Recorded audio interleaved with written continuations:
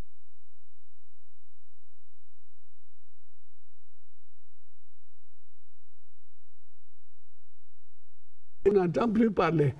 Les Frundi, c'était comme quand vous êtes jeune, il y a une chanson qui dit la paille en février.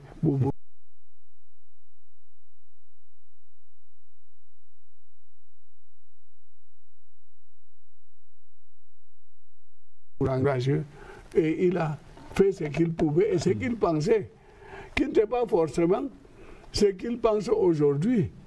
Donc, grâce à ces hommes-là, la démocratie est instaurée au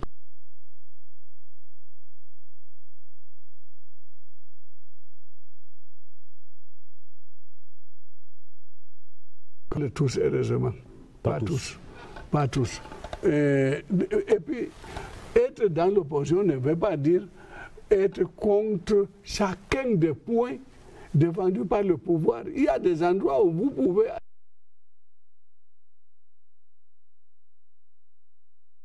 d'un autre cas ou d'une autre surcharge quelque part ou d'une autre impondération.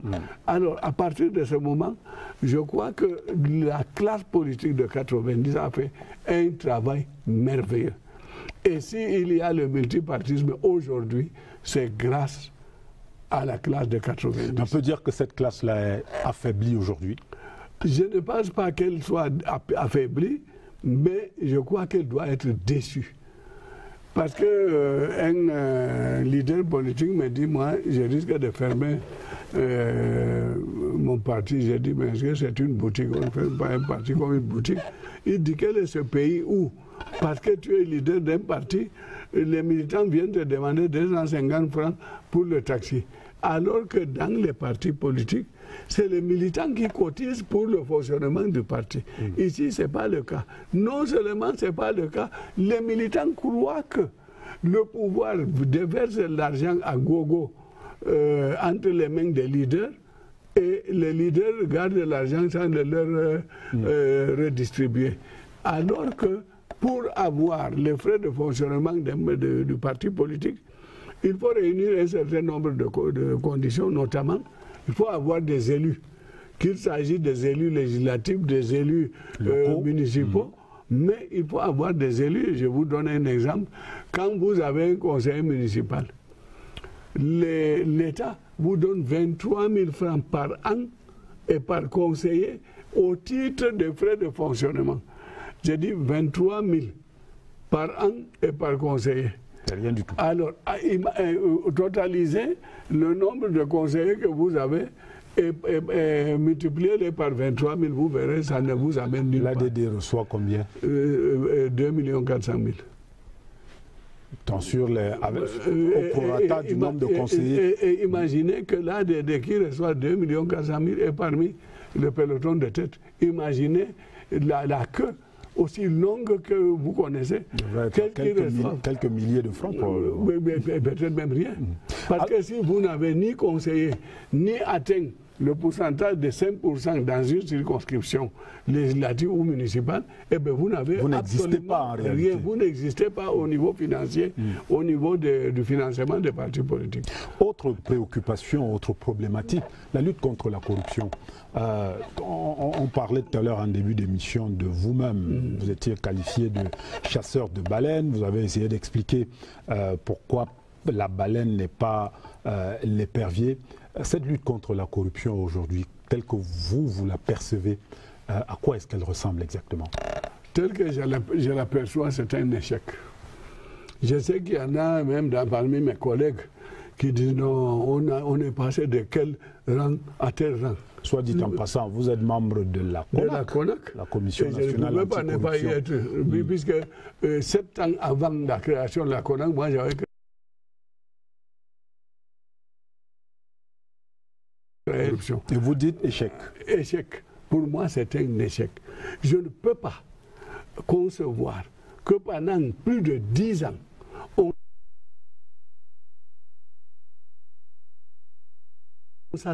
donc, je crois que où les institutions mises en place sont insuffisamment pensées, ou bien les moyens de contrainte mis à la disposition de la CONAC n'existe pas, ou bien tout simplement, c'est que les corrompus sont plus forts que leurs surveillants. Parce que quand vous prenez une institution comme la CONAC, vous découvrez quelqu'un a volé 20 milliards. Je ne parle pas en l'air. Vous vous rendez compte, c'est le silence absolu. Je ne parle pas en l'air et j'ai les chiffres. Et la solution, c'est quoi, monsieur le ministre? Vous dites un échec. Vous êtes partie prenante de cette opération ou de cette lutte-là contre la corruption.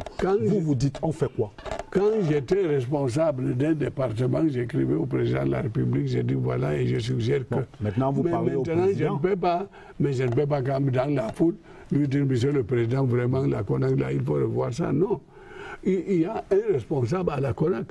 C'est à lui de réfléchir, peut-être avec notre collaboration, avec nos expériences diversifiées, de dire voilà ce qu'il faut pour que la lutte soit efficace. Le contrôle supérieur de l'État, avec simplement le conseil de discipline comptable et budgétaire, j'ai réussi parce qu'on avait des pouvoirs. Mais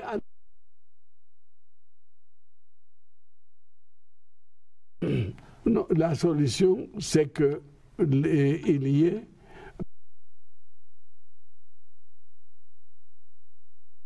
nés exécutants.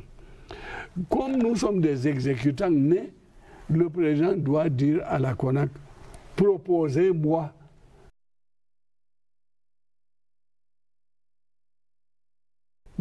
plus efficace. Parce que, prenez l'exemple,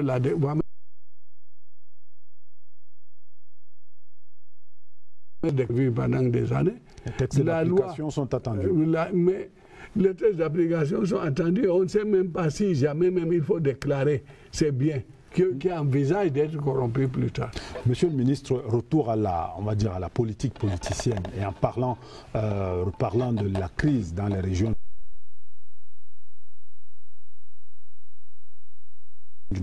Nous en sommes donc là aujourd'hui. On dit il faut dialoguer. Le pouvoir dit on dialogue, oui, mais on dialogue avec qui?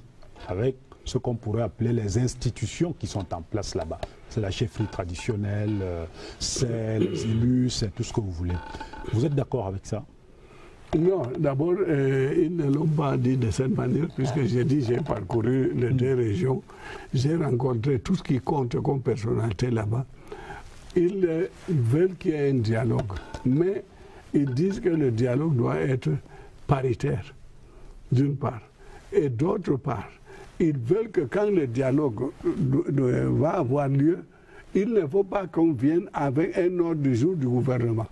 Mais l'ordre du jour doit être préparé, séance tenante, par la commission paritaire. Et qu'on examine chacun des points soulevés, on accepte que tous les points soient inscrits. Vous leur avez dit quoi? Mais moi, j'étais envoyé, je ne pouvais pas. Vous avez simplement pris. Je ne peux pas faire l'erreur de l'autre qui se met à la place du président pour édicter les mesures à venir. Non, moi, j'enregistre et j'ai rendu compte au président sur les 5 propositions que je lui ai faites, 4 sont exécutées. Il reste seulement la fameuse commission paritaire. Et ils veulent que ça soit comme ça fut la tripartite. Et pour moi, ça ne pose aucun problème. On me dit qui doit être membre. Le gouvernement peut désigner. Je connais des gens du Nord-Ouest et du Sud-Ouest qui sont très écoutés chez eux et qui auraient pu faire partie de cette commission. Et ils ne sont pas bêtes, ils sont très intelligents. J'ai discuté avec beaucoup d'entre eux, parmi lesquels d'ailleurs l'un des auteurs même de l'unification, Chief Moukete, qui a écrit même un gros livre de 700 pages là-dessus. Alors, si on prend X, Y, Z, d'un côté, le gouvernement désigne les autres, on va honnêtement, c'est le même pays, c'est le nôtre, c'est le même problème que nous voulons résoudre. L'un n'a pas cherché à tromper l'autre. Je vous jure, ça peut être tranché. Vous pensez qu'il y a lieu quand même, malgré tout, d'être optimiste dans cette situation-là? C'est-à-dire que, in fine, on finira par s'entendre? Qu'on s'entende ou qu'on ne s'entende pas, ça, c'est une question circonstancielle. Ça dépend de qui, ça dépend de quand, ça dépend d'où. Parce que quand vous apprenez qu'on a emporté tel préfet ou tel sous-préfet, ce n'est pas fait tout le long de la frontière. Il y a des endroits parfois qui sont en train de se livrer à des règlements de compte. Et puis, ce qu'il faut, c'est de prendre... Ils ont une organisation qui est de loin supérieure à l'organisation des francophones. Ils ont une association pour le nord-ouest, la Nuela, une association pour le sud-ouest, la Suela. Et ces gens sont respectés. Prenons-les. Prenons également les meneurs, que ce soit Agbor, Félix, pour les avocats, que ce soit Tasson pour les enseignants. On les prend, on les met eux-mêmes à résoudre leurs propres problèmes. Je vous jure que on va s'en sortir.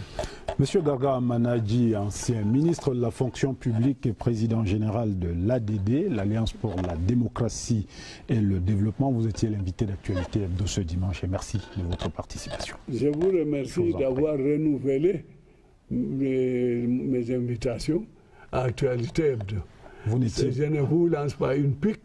Vous n'étiez pas frappé d'ostracisme, à ce que je sache. En tout cas, vous avez renouvelé et je vous en suis reconnaissant, M. Ibrahim Cherif, et je souhaite bon vent à Actualité Hebdo qui n'a fait que réussir puisqu'elle existe toujours. Les choses qui ne réussissent pas se passent le lendemain. Merci, Monsieur le Ministre, c'est très encourageant et merci encore à vous. Madame, Messieurs, Actualité Hebdo s'achève. Merci de votre aimable attention. Restez en compagnie des programmes de la CRTV. Bonsoir.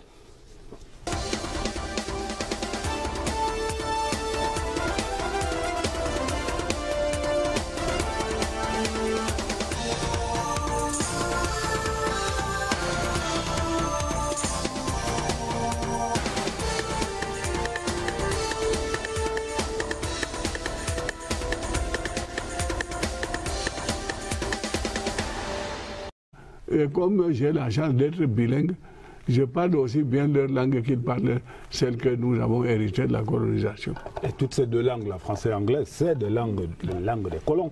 C'est des langues des colons. Et ce qui est alors paradoxal, c'est que nous avons demandé notre indépendance. Nous voulons nous déconnecter des colons, de la colonisation, mais nous restons attachés, mais alors très fermement attachés aux attributs qu'ils nous ont laissés. Quand vous voyez les préfets avec des casquettes, ça fait un peu rire. Je me souviens quand j'étais jeune, quand des chefs de région venaient, ils venaient soit avec une casquette du genre actuel, soit de casque colonial de couleur blanche. Donc, ils nous ont laissé des attributs auxquels nous continuons d'être attachés. C'est-à-dire, le principal, c'est d'unir nos esprits, d'unir nos forces, nos objectifs, notre avenir. Et non seulement à s'attacher rien qu'à la langue. Vous savez, quand les Européens épousent des Africaines, ils ne parlent pas la même langue.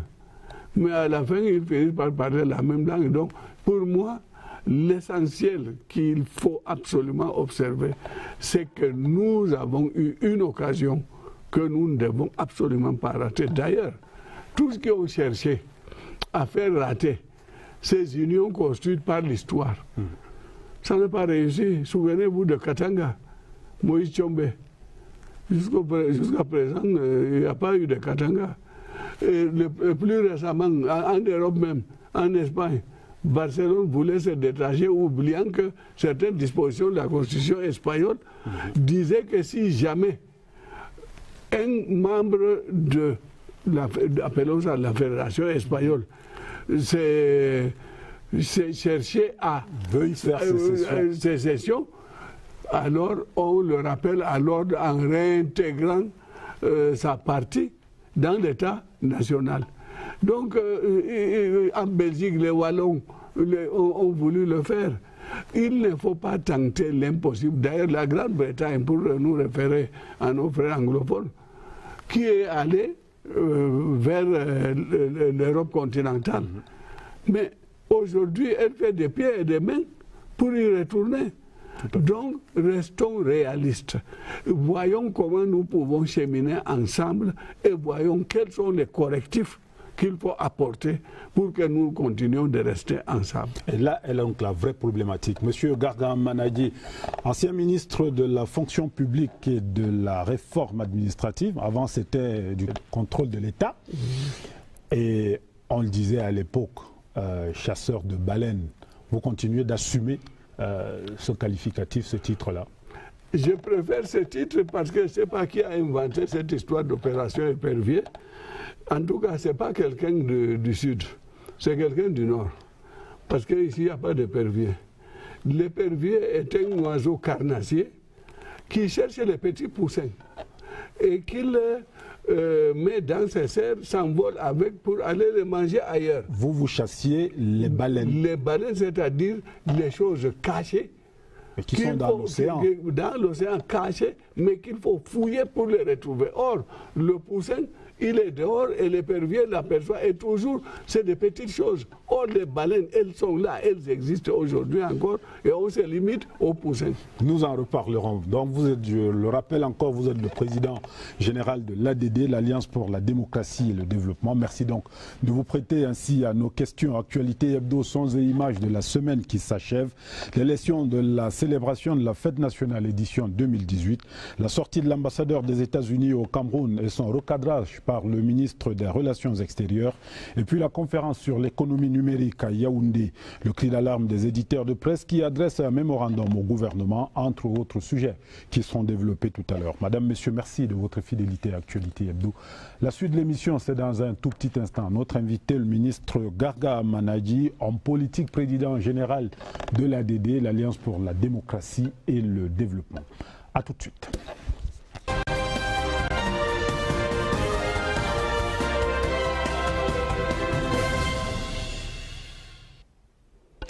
Monsieur le ministre, reparlons de la fête du 20 mai. Il y a des partis politiques qui ont, pour certains, prôné le boycott de cette célébration-là. D'autres ont défilé, mais d'une façon toute particulière. On a vu le SDF, pour certains, torse nu, militants. On a vu le MRC, les mains sur la tête. Apparemment, dans la tradition, on va dire, de l'ouest du Cameroun, c'est une sorte de deuil qu'on pleure, quelque chose comme ça. Comment on réagit à ça? Est-ce que le 20 mai, il y a, on va dire, des possibilités de... Les Camerounais s'enfoncent dans des histoires sans en remonter des racines. Quand est-ce que, dans l'histoire, on défilait devant le chef? C'est en cas de victoire. Le chef a eu une victoire et les vaincus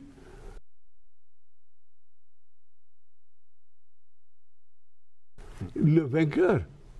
Mais ici, on a transformé le défilé devant le chef, y compris et surtout les partis de l'opposition, comme si c'était un exploit de dire que nous disons, nous nous opposons à vous, mais croyez-nous, nous sommes en train de ramper devant vous. Voilà à peu près le résumé qu'il faut donner de nos défilés. Et à tel enseigne que certains, en défilant au boulevard du 20 mai, s'en prévalent comme pour dire qu'ils sont des grands partis. Et on a consacré cela en disant les partis représentés à l'Assemblée défilent. Parce que, comme par hasard, certains vont plus vite que d'autres. Il n'y a pas une harmonisation dans les décisions. L'ELECAM fait passer une loi qui fixe les conditions d'élection des conseillers régionaux. Mais le MINAD qui doit proposer la création des régions continue de dormir. Alors nous avons une loi qui dit voilà comment on élit les conseillers régionaux, mais on ne dit pas qu'est-ce que c'est qu'une région, quelles en sont les ressources, comment se partageront les ressources revenant aux régions. Des régions décentralisées. Décentralisées, évidemment. C'est pas des États indépendants. Et à partir de ce moment, cette contradiction ne peut pas ne pas froisser ce qui voulait de la régionalisation. Et je suis de cela. Mon livre ainsi pourrait devenir notre pays Depuis 2004 qu'il a été publié, ça veut dire j'y ai pensé bien avant 2004. Vous pensez que la régionalisation c'est une solution. est la solution au problème qui se pose aujourd'hui? Je ne dis pas une, mais c'est la solution. Tant qu'il n'y a pas de régionalisation, avec des conseils régionaux, en rendant les gens responsables de leurs affaires, et en les rendant responsables également de leurs bêtises, parce que tout le monde n'est pas de vain, alors nous ne pourrons jamais nous en sortir. Et puis, de toutes les manières, quand il y a des problèmes, quand on cherche à les résoudre, il ne s'agit pas de continuer de tirer la corde chacun de son côté.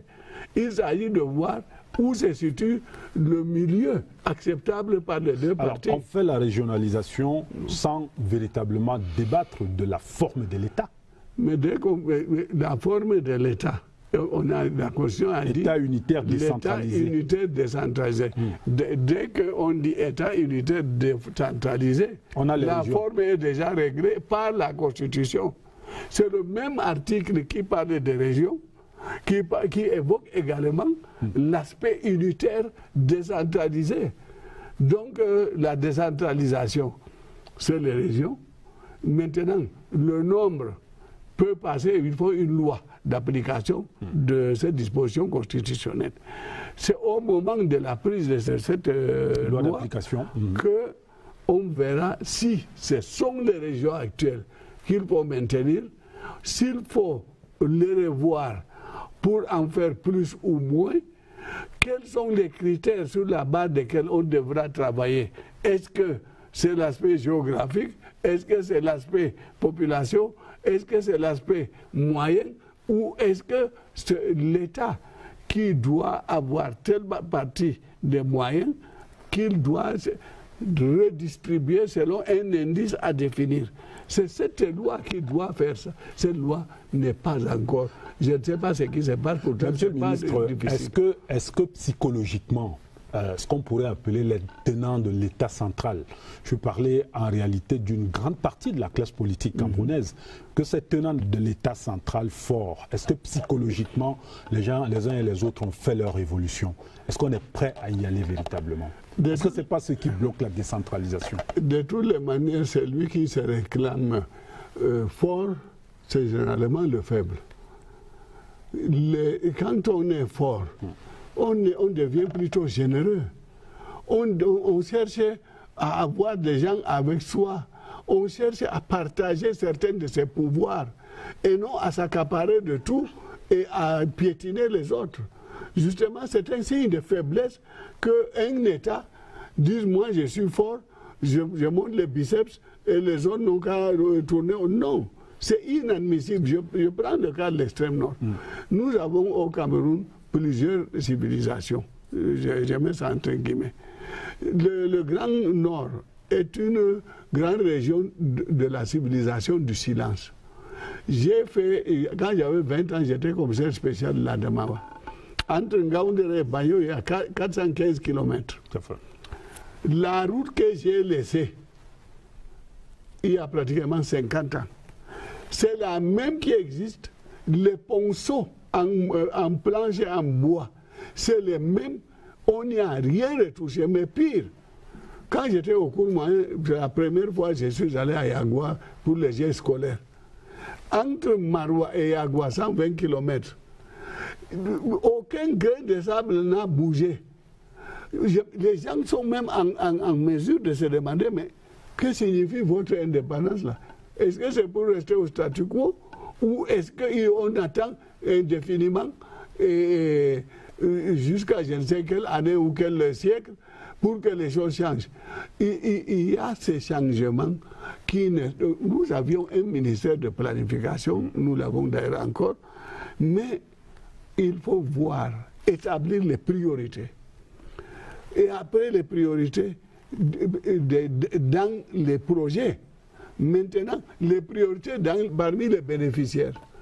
Il ne s'agit pas de dire que j'aime X, c'est ma région, je vais déverser tout là-bas. Et je laisse les autres poireauter. C'est le rôle que devrait jouer le ministère chargé de la décentralisation? Non. C'est le rôle politique que le régime doit jouer. Le ministre, c'est un exécutant. qu'il soit d'État ou de secrétaire d'État, il est exécutant des instructions de la politique du régime. C'est le régime qui définit les grandes orientations. Maintenant, c'est au ministre de dire, dans le cadre de telle orientation qui incombe à mon département ministériel, je souhaiterais, je suggérerais que... Et je sais que le président va accepter. Quand j'étais ministre de la fonction publique, chargé de la réforme, à mon modeste niveau, je n'ai jamais vu une réforme proposée par mes soins et qui a été rejetée. Monsieur le ministre, ça ne vous a pas empêché de démissionner? C'était une autre paire de manches. Okay. Parce que ça, c'est le côté de corruption. On en parlera. Monsieur le ministre, je vais vous proposer une seconde halte dans cette émission. Nous allons parler, et certainement dans le cours de l'émission également, de ce recadrage, si l'on peut l'appeler ainsi, de l'ambassadeur des États-Unis qui a été opéré par le ministre des Relations extérieures à la suite d'une sortie de cet ambassadeur concernant, on va dire, l'élection présidentielle au Cameroun. Alors il se passe que, pour une fois, on a constaté que la classe politique, on va dire, toute tendance confondue, est sortie du bois. Suivons plutôt ce sujet. L'ambassadeur des États-Unis veut s'immiscer dans les affaires intérieures du Cameroun. Mais si l'on reprend ce qu'il a dit, il aurait conseillé au président de suivre l'exemple de Nelson Mandela, qui ne s'est pas représenté après son premier mandat, ou de suivre l'exemple de George Washington, qui ne s'est pas présenté non plus après le succès qu'il a connu dans la mise en place des États-Unis d'Amérique. Ce que nous attendons d'un ambassadeur, c'est de pouvoir voir avec nos autorités comment on peut régler les problèmes qui nous sont communs. Comment les intérêts de chacun peuvent être préservés. Les affaires intérieures restent intérieures. Si jamais ils ont à les évoquer en tête-à-tête, qu'elles restent en tête-à-tête. Donc nous souhaitons que les États-Unis, qui sont nos grands amis, nous aident à régler les grandes crises de l'heure. La crise anglophone, la crise Boko Haram, la crise économique, que ce soit ces propos qu'on attend d'eux et non pas des émissions absolument saugrenues. Les conversations privées avec un chef d'État qui vous reçoit en audience ne doivent pas faire l'objet de commentaires et encore moins d'un communiqué de presse. Il y a ce qu'on appelle la réserve des diplomates. Et là, je pense qu'on est en rupture de réserve. On est dans l'irrespect absolu des conventions internationales. Les États-Unis, c'est un pays qui a connu une très longue guerre de sécession. Et ce pays a utilisé tous les moyens pour pouvoir garder son unité nationale et pouvoir créer le grand pays que tout le monde admire aujourd'hui, qu'on appelle les États-Unis. Ce pays ne peut pas dire au Cameroun d'accepter une quelconque sécession. Ce pays ne peut pas nous dire de nous diviser en micro-États. Ce pays ne peut pas féliciter les sécessionnistes. Ce pays ne peut pas protéger les sécessionnistes puisque ce pays connaît la souffrance que peut éprouver un peuple. La moindre des choses que nous attendons de nos amis, c'est qu'ils reconnaissent cette souveraineté qui est détenue par le peuple camerounais, dont la volonté se manifeste à travers le choix de telle ou telle personne, et qui ne saurait être aujourd'hui bridé par une appréciation, et notamment par des comparaisons à des pays qui ont une histoire tout à fait différente de celle du Cameroun. Je suis une autorité traditionnelle, et je comprendrais très mal qu'ayant eu la courtoisie de recevoir un visiteur, qu'à la sortie, celui-là aille à l'encan propager ou tenir sur ma personne, porter des jugements de valeur, parce que ce qui s'est passé, ce qui a été dit, ça relève plutôt des jugements de valeur.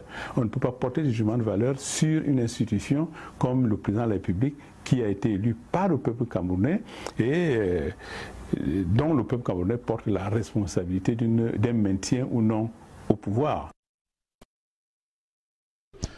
Monsieur le ministre, vous avez également joint votre voix à celle de ceux qui ont parlé tout à l'heure. Vous, c'était à travers les réseaux sociaux. Vous condamnez également cette sortie de l'ambassadeur des États-Unis.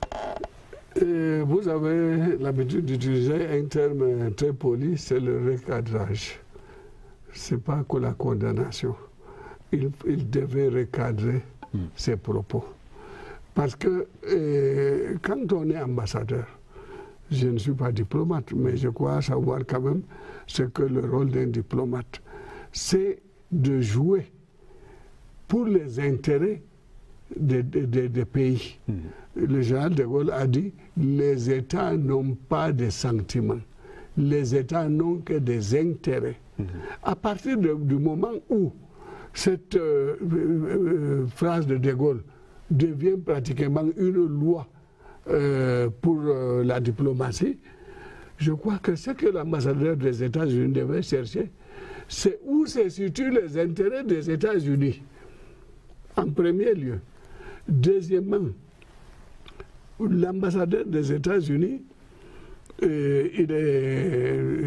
ne connais pas celui-ci, mais je connais M. Ossan qui est parti, qui nous a énormément aidés dans la lutte contre Boko Haram. Enfin. Ça, c'est aider un pays pour maintenir sa stabilité. Mais ici, venir dire que le président ne doit pas se représenter, non. Il ne faut pas qu'on se substitue au peuple qui se veut souverain. Ce n'est pas le langage d'un diplomate. Et puis, je n'ai pas fait diplomatie, mais quand même, à l'IAP, nous avions des cours de diplomatie. Et on ne nous a jamais dit, à la sortie de l'Élysée, que l'ambassadeur doit faire un communiqué pour rendre compte. Il ne rend pas compte à la France, il rend compte aux États-Unis. Donc, il n'avait pas à dire ça. Et puis, de toutes les manières, s'il veut nous aider à résoudre nos problèmes, il faut les prendre autrement. Je prends un exemple très simple. S'il s'agit, par exemple, de l'élection présidentielle, beaucoup de gens se disent non, il faut que les partis politiques de l'opposition s'unissent. Comment voulez-vous vous unir quand vos programmes sont contradictoires? Bon, or, il y a une manière très simple en droit constitutionnel et en sciences politiques qui consiste à instituer un deuxième tour. Et le deuxième tour vous oblige à vous unir. Si aucun candidat n'arrive à avoir 51%, 50% plus une voix au premier tour, on passe au second tour. Et au second tour, c'est les deux premiers qui sont pris. Obligatoirement, tout le reste de la troupe est obligé de s'allier qui derrière A, qui derrière B. Tout à fait. Et ça résout le problème. L'ambassadeur des États-Unis aurait pu dire au président de la République, est-ce qu'en créant un système de deuxième tour, nous ne facilitons pas, nous n'apaiserons pas le climat un peu tendu au niveau du Cameroun?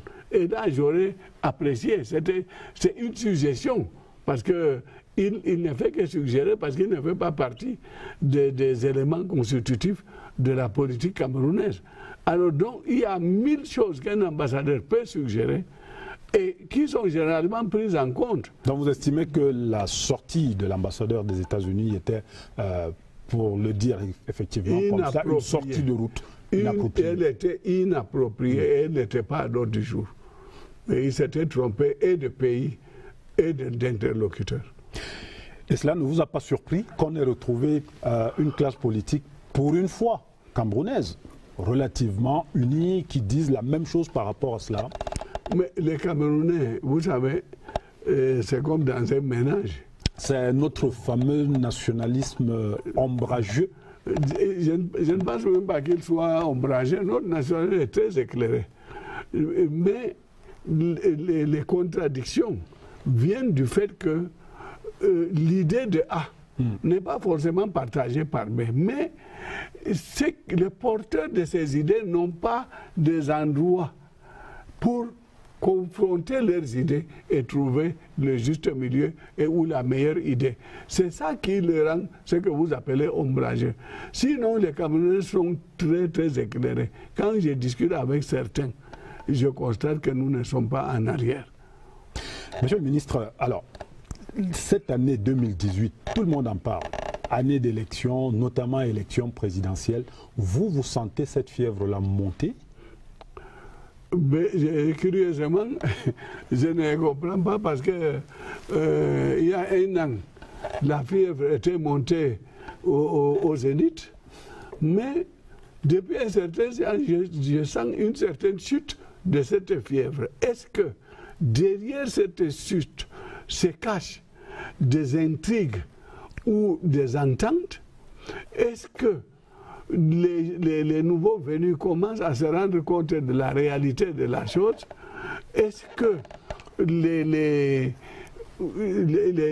l'approche de la date d'élection les nouveaux venus, c'est qui? C'est Kamto, Mouna, etc. Enfin, vous avez vos nouveaux venus, moi j'ai les miens. Moi je pose la question. Vous les avez sortis, mais moi j'ai gardé les miens. Les vôtres, c'est lesquels? C'est moi. Vous n'êtes pas nouveau venu. Vous avez été candidat 2 fois déjà. Oui, et je progresse. Et cette année, c'est jamais 203. Jamais 203 et 3e fois, c'est pour gagner. Donc, Garga Manadji, candidat à l'élection présidentielle de 2018 au Cameroun. C'est déjà dit depuis 1 an. Et je ne peux pas entamer une chose et m'arrêter en cours de route, sauf cas de maladie. Sinon, je ne vois. Et puis, ce que les gens ne comprennent pas, la politique n'est pas une guerre. Si les gens me voient dans mes relations avec le président de la République, ils devaient comprendre ce que c'est que la politique. La politique, c'est un jeu, mais un jeu très sérieux.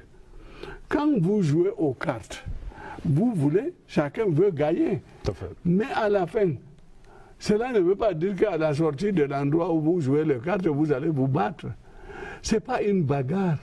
Non, c'est chacun qui sort ses cartes, comme on dit, pour déjouer l'autre. Un malin, malin et demi. Un malin, malin, et on verra qui est le plus malin.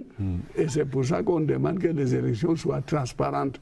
Parce que si un malin, l'autre malin et demi, joue dans un manque total de transparence, la démocratie n'existe plus. La démocratie, c'est comme quand vous allez au marché du Fourni. Alors, chacun apporte ses produits, chacun les vend à sa manière, montre leurs différentes facettes. À l'acheteur de choisir. Et à l'acheteur de choisir. Mais ici, au lieu de montrer les facettes du programme, s'ils en ont, il y en a qui ont piqué même mon programme, je l'ai déjà signalé, et au lieu de piquer le programme, mais il faut au moins savoir que votre produit est pourri ou bien votre produit ne répond pas aux besoins du marché. Vous êtes décalé. Alors, vous parliez justement des nouveaux venus qui manifestement constatent que, on va dire que la réalité est plus complexe ou plus difficile que prévu. Quel est, j'allais dire, le conseil que vous donneriez à ces nouveaux venus-là, comme ancien candidat à l'élection présidentielle? Ah, si je devais leur donner des conseils, c'est de les enfoncer davantage. Je veux gagner, je ne veux quand même pas encore les aider. Si vous me présentez votre produit,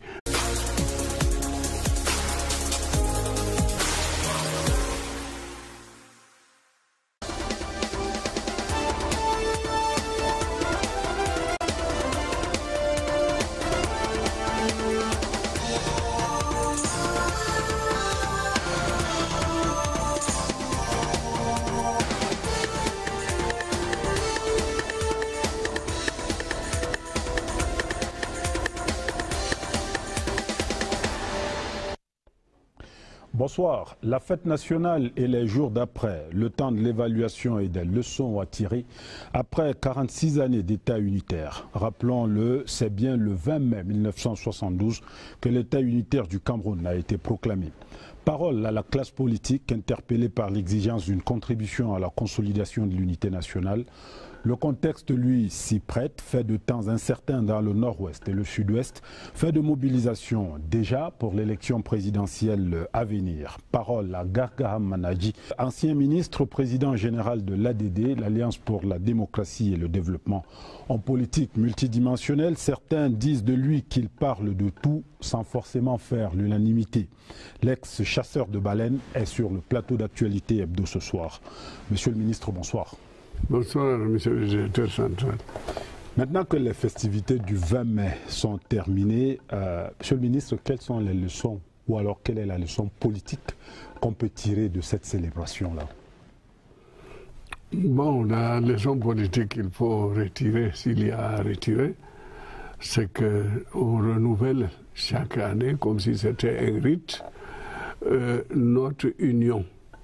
Quand cette union avait été décidée le 20 mai 1972, c'était justement pour que les enfants du même pays, créés quand même, il faut le dire, par les Allemands, se retrouvent ensemble et se sentent liés, non seulement par les liens tissés par l'histoire, mais également et surtout par les objectifs de l'avenir. Parce qu'ils doivent s'aimer, parce qu'on dit s'aimer, ce n'est pas se regarder face à face, mais se regarder dans la même direction. Est-ce que vous avez l'impression que la crise anglophone, telle qu'on l'appelle aujourd'hui, a pesé sur la célébration de cette année? Et ça dépend de qui doit répondre à cette question. Pour les services de sécurité, c'est sûr qu'elle a pesé, parce qu'ils tenaient, qu'il s'agisse de la sécurité et de la sûreté nationale, mon ami Bargangele, qu'il s'agisse du ministre des Forces armées ou de la gendarmerie, ils étaient sur les dents, craignant et cherchant à éviter qu'il ne se produise un incident quelque part le jour de fête.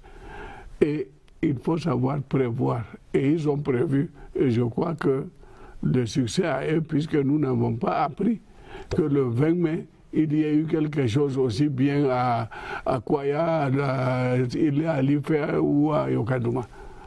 Donc, pour moi, je crois que la fête elle a été saluée comme il se devait. Bon, il y a eu, je suis au courant qu'il y a eu des tentatives de perturbation.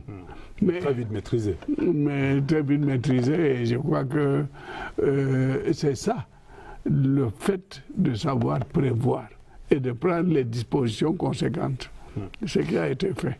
Monsieur le ministre, en 46 ans d'État unitaire, est-ce qu'il y a quelque chose que la classe politique, dont vous, que cette classe politique-là est probablement ratée ou manquée?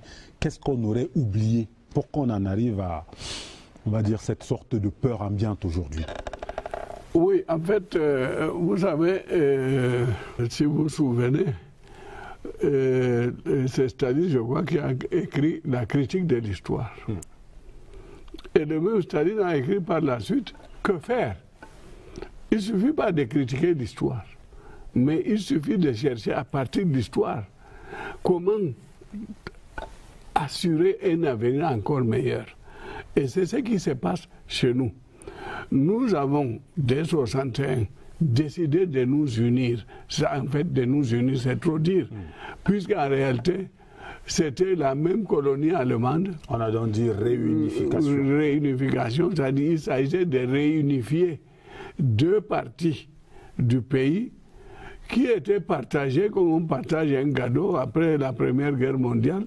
L'une allant à la France, l'autre allant à l'Angleterre. Bon, maintenant, l'histoire ayant fait cet effet, il fallait effacer ces traces-là et se retrouver dans le cadre tracé par l'histoire de la colonisation. Parce que ce qu'il faut retenir, c'est que tout est fait par l'histoire. Pourquoi nous sommes face à face? C'est le fait de l'histoire de la télé, l'histoire des mouvements des peuples, etc.